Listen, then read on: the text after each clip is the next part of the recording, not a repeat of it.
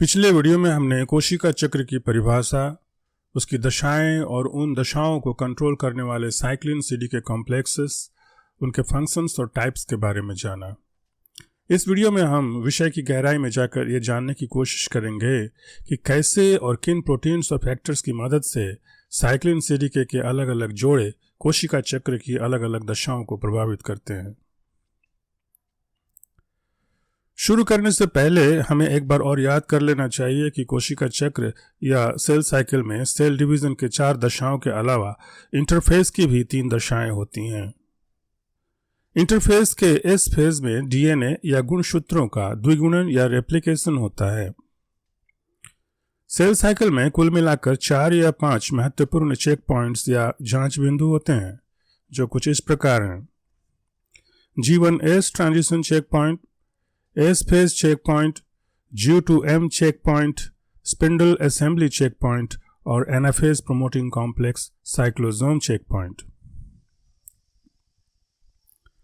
इन्हें चेकपॉइंट्स इसलिए कहा जाता है कि अगली फेज में जाने से पहले कोशिकाओं में चेकिंग यानी जांच की एक प्रक्रिया चल रही होती है। इसमें कोशिका अपने आप को जांच परख लेती है कि अगली दशा की तैयारी पूरी हो चुकी है या नहीं। जैसे इस फेज में जाने से पहले कोशिका ये चेक करती है कि रेप्लिकेशन के दौरान लगने वाले सारे प्रोटीन्स और एंजाइम्स तैयार कर लिए गए हैं या नहीं। साथ ही कोशिकाओं के लिए यह भी परखना जरूरी होता है कि किसी प्रकार का म्यूटेशन या खराबी डीएनए में न रह जाए, जिससे कि वो उन्हें पुत्री कोशिकाओं में स्थानांतरित कर बैठें। इनमें से कुछ भी गड़बड़ होने पर कोशिका जीवन फेज में तब तक रुकी रहेगी जब तक परिस्थितियां अनुकूल न हो जाएं। कोशिका को जीवन फेज में रोके रखने के लिए कई सारे प्रोटीन्स और उनसे संबंधित जीन्स होते हैं। इन्हें हम ट्यूमर सप्रेसर जीन्स कहते हैं।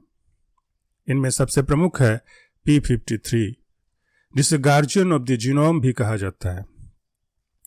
P53 प्रोटीन्स डीएनए में होने वाले किसी भी प्रकार के म्यूटेशन या डैमेज को भांप लेते हैं और डीएनए डैमेज रिपेयर करने वाले जीन्स को स्विच ऑन कर देते हैं। इनके अलावा रेटिनोब्लास्टोमा, P16, P21 इत्यादि भी सप्रेसर जीन्स हैं।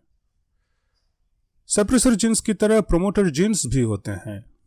प्रोमोटर जीन्स में हम सिर्फ E2F और MDM2 की बात करेंगे। इनमें से किसी भी जीन में क्रमशः म्यूटेशन या उसका ओवर एक्सप्रेशन कोशिका को कैंसर की तरफ धकेल सकता है। अनियंत्रित कोशिका विभाजन को ही तो हम कैंसर कहते हैं। अब हम एक एक करके इन चेक पॉइंट्स पर होने वाले रेगुलेशंस या नियंत्रण के बारे में जानेंगे।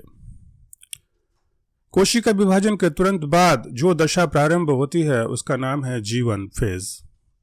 इसी दशा से कोशिकाएं दोबारा विभाजन की तैयारी में जुट जाती हैं, बशर्ते उनमें एपोप्टोसिस या परमानेंट डिफरेंशिएशन न होना हो।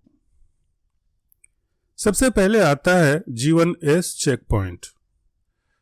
कोशिकाओं को G1 से S में प्रवेश करने के लिए E2F नाम के प्रोटीन का मुक्त होना आवश्यक है।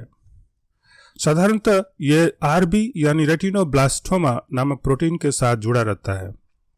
E2F को फ्री होने के लिए RB का फॉस्फोराइलेट होना आवश्यक है।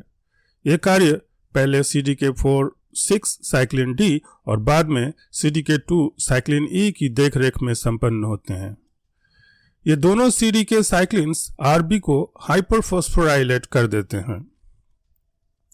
E2F फ्री हो जाने पर कोशिका S फेज में प्रवेश कर जाती है और डीएनए सिंथेसिस यानी रेप्लिकेशन प्रारंभ हो जाता है।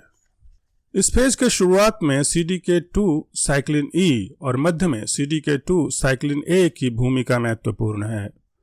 डीएनए सिंथेसिस कोशिका चक्र का सबसे महत्वपूर्ण घटना है, जिसमें कोशिका को यह सुनिश्चित करना होता है कि एक बार विभाजित होने पर डीएनए सिर्फ एक ही बार रेप्लिकेट करे।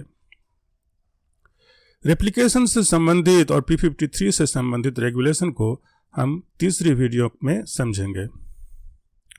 इस फेज में डीएनए रेप्लिकेशन या द्विगुणन के बाद कोशिका अब G2 फेज में प्रवेश करती है। G2 फेज में भी कोशिका माइटोसिस में लगने वाले प्रोटीन्स का निर्माण करती है। G2 से M यानी माइटोसिस के मुहाने पर होता है G2M चेक पॉइंट। इस दशा को CDK1 साइक्लिन बी नियंत्रित करता है। कोशिका विभाजित होने से पहले आकार में बड़ी होती जाती है। इसके अलावा भी प्रोफेज के दौरान कोशिकाओं के भीतर कुछ अंतर्निहित परिवर्तन भी होते हैं, जैसे न्यूक्लियर एनवेलप का टूटकर गायब हो जाना, न्यूक्लियोलस का विलुप्त हो जाना इत्यादि। ये परिवर्तन मुख्यतः 3 प्रोटीन्स के फॉस्फोराइलेशन की वजह से होते हैं, जो कि इस प्रकार हैं: एक्टिन फिलामेंट्स, H1 प्रोटीन्स और न्यूक्लियर लेमिन्स। और ये कार्य CDK1 साइक्लिन बी की देखरेख में संपन्न होते हैं। अब कोशिका मेटाफेज में पहुंच चुकी होती है। इस दशा में एक दूसरा अति सूक्ष्म चेक पॉइंट, जिसे स्पिंडल असेंबली चेक पॉइंट या SAC कहते हैं, लागू हो जाता है।